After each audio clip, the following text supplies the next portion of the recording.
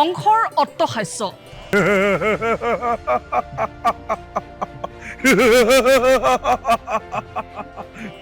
দৈবকীৰ হিয়া ভগা কান্দোন এই দৈবকী মৃত্যুৰ নামত বিচলিত নহয় তেনুৱা শ্ৰীকৃষ্ণৰ ভুৱন ভুলোৱা হাঁহি কিয় আহিছা মোৰ সমীপে শ্ৰীকৃষ্ণ ৰাধাৰ প্ৰেম কাহিনী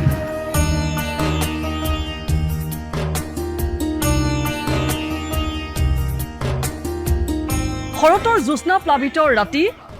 দ্বিতীয় বৃন্দাবনলৈ পৰিণত হ'ব ৰাজ্যৰ প্ৰতিখন ৰাগথলী ৰাসোৎসৱ উদযাপনৰ বাবে চৌদিশে চলিছে এতিয়া ব্যাপক প্ৰস্তুতি ব্যতিক্ৰম নহয় গুৱাহাটী মহানগৰীৰ ৪২তম নবীন নগৰ যি ৰাস উদযাপন সমিতি তেওঁলোকো আৰু বৰ্তমান আমি আখৰাথলীত উপস্থিত আছো আৰু মোৰ পিছফালে আপোনালোকে দেখিছে বৰ্তমান আখৰা এনেদৰে চলাই থকা হৈছে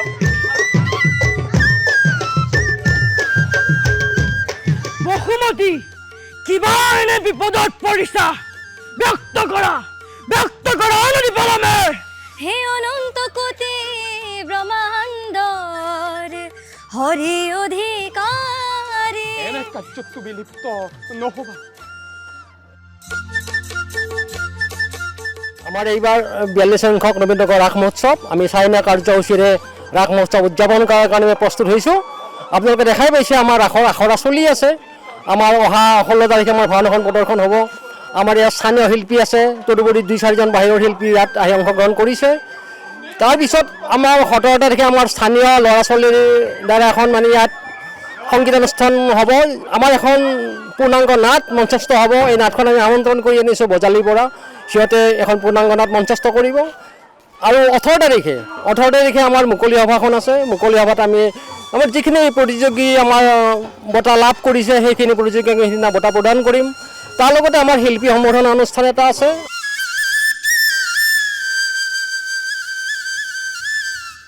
বাহিৰ অমিয়া সুৰত এনেদৰে মহাচন্ন হৈছে সকলো পূৰ্ণগতিত চলি আছে আখৰা আমি নবীন নগৰ যি ৪২ সংখ্যক ৰাস উৎসৱ তাৰে উদযাপনথলীৰ কিছু পৰিৱেশ আপোনালোকক দেখুৱালো আখৰা চলি আছে এনেদৰে পুণ্যদ্যমে ভিডিঅ' জাৰ্নেলিষ্ট পংকজৰ সহযোগত মই চিম্পী গগৈ বাতৰি বিভাগ DD অসম